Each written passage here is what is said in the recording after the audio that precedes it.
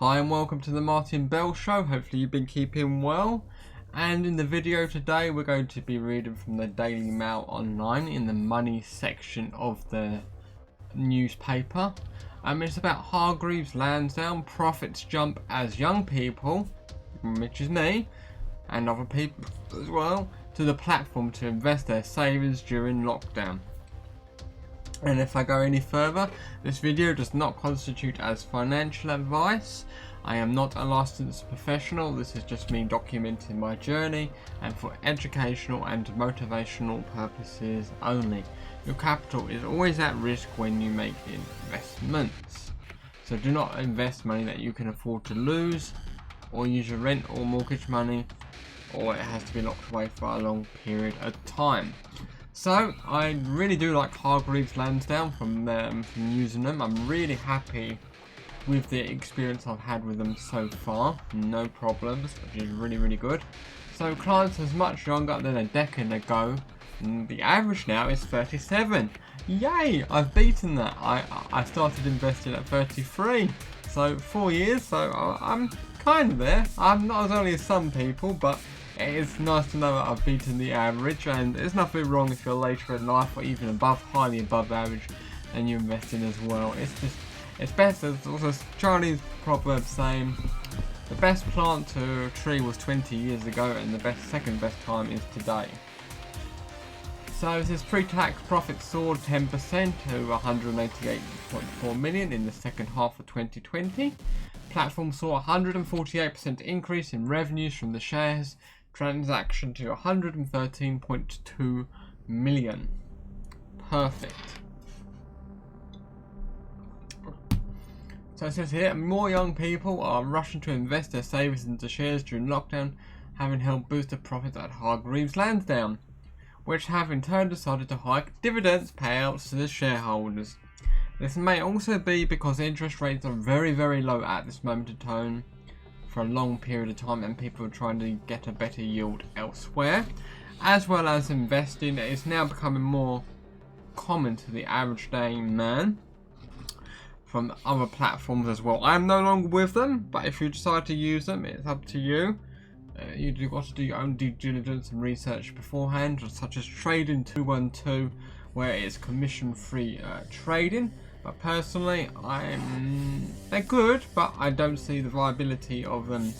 Who's going to be paying the fees for the ETF fees? If it's all commission-free, somewhere it's got to be paid somehow. And when they get more accounts under management, that's just numbers just going to go to increase anyway. So it says here, pre-tax profits soared 10% to 180.4 million in the second half. I just read that. So total assets under management rose 15% to 120.6 billion compared to a year ago. So this is going to have got a lot more assets under management than Trading 212. So they're more well established and they have been going for a lot longer. And I personally would rather pay the commission knowing that my investments are more safe than with other platforms which are commission free. New customers since June, and I'm also not a fan of the CFD either personally, which Hargreaves don't do as far as I'm aware, but Trading 212 do, with 40% of them aged 30 to 54. The average new client is now much younger than it was less than a decade ago, 37 years old compared to 45 years old in 2012. And this is probably due to such things as the internet and YouTube, as more information is gotten out to the average man and more information is more accessible, and improvement on life, and people have more discretionary income to risk, which is on other possibilities as well. So clients in this segment have money and eager with a saving for future and want to help put their money to work. Hargreaves Lansdown said yes. And the reason why I am investing is for freedom and for financial stability and reassurance, and knowing that I can sleep well, that I know that I'll be able to cover my bills later on in life and not have to use earned income, and there's a switch that clicks in your head once you realise you can earn money and you don't actually have to technically work for it, but you do have to do some maintenance and research and knowledge. But it's different. I don't know, it's just like a switch that goes in the head. And once you get that first dividend payment, you'll see what I am saying. The pandemic has accelerated a trend that has investing platform has seen over the past years. The company added, where investing has become not just a task for those approaching retirement. That's why I think the mentality needs to change a bit more. It's like if you start younger, you're more likely to have more later on in life. So it's better to just delay the gratification, still enjoy life, but invest some as well. But something that interests young people too. The proportion of older people investing through their platform has decreased over the years. In 2012, 46% of clients were aged 55 to 80, but that has now fallen to over a third, to 34%. The increase in younger investors has coincided with the rise in usage of its mobile apps.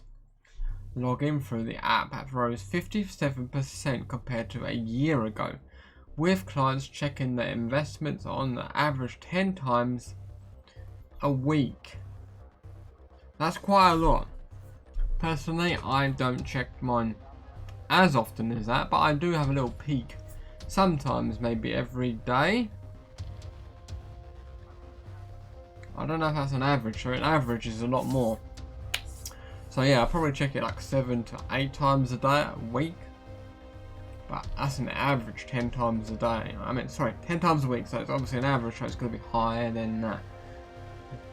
So in light of the strong performance, the FTSE 100 company said it would hike its dividend for the full year ending in June by 6% to 11.9 pence per share. And I actually hold Hargreaves Lansdown, not as a single stock, but in the ETF. It's a FTSE 100 company, and I own the FTSE 100, so I do own some Hargreaves Lansdown, but that is a diversified thing. But I don't actually hold single shares of Hargreaves Lansdown currently at this moment in time. Could change in the future, but it may not. Looking into some single stocks at this moment in time. So transactional revenue, which is made mostly of stockbroking commission, which is what I think is a good thing to have a commission. Transactional revenue, which made mostly of stockbroker commission and advisory event-driven fees, increased by 145% to 105.7 million, with a sharp rise in equity dealing volumes by the key driver. And I'd rather have that money coming in to cover all the fees so that the platform remains stable and viable. So total revenues rose 16% to 299.5 million. So nearly 300 million. However, shares in Hargreaves Lansdown has tumbled by 4.7% to £16.28 in the afternoon, traded on Monday. Charles Bennett, an analyst at Redburn, said that events of over Q2 have clearly a positive impact on investors' appetite for risk, and evaluated share dealing volumes are coinciding with periods of national lockdown. He added, today's share price reaction show expectations were already set high, while new gross margins guidance implies downgrades to consensus. Chief Executive Chris Hill said trading in January had been similar to last year's lockdowns, with strong dealings, volumes and robust new business, although things were less certain going forward. The UK tax year end should, as ever, provide us with a great opportunity to engage with existing and new clients, helping them to make the most of their tax allowances and build up their wealth, he said. And yes, I would love to be fully able to use my full tax allowance. So yeah, that's good to see that more younger people are investing and thinking about their future and planning for retirement or have a passive income coming in. I'm mainly investing for a passive income. I'm not so much growth, but I do like a little bit of growth. So if you've enjoyed this content and you want to see some more, please feel free to subscribe to my YouTube channel. Clicking the bell notification button gets you notified when I next release a video. We don't just talk about news, finance, we also play video games, and sometimes I live stream it, sometimes I make a video, and sometimes I'm going to be making a monthly updates on my investments in my actual portfolios, my SIP and my ISA, saying all my purchase and sell orders as well as my dividend income. So if this sounds good, I look forward to seeing you again soon. Take care and have a good day.